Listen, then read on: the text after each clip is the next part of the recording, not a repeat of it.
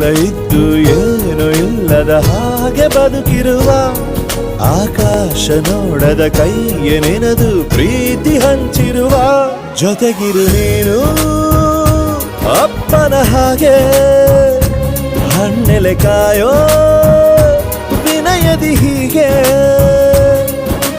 ನಿನ್ನನು ಪಡೆದ ನಾವು ಪುನೀತ ಬಾಳು ನಗು ನಗುತ್ತಾ ಬೊಂಬೆ ಹೇಳುತ್ತೈತೆ ಮತ್ತೆ ಹೇಳುತ್ತೈತೆ ನೀನೇ ರಾಜಕುಮಾರ.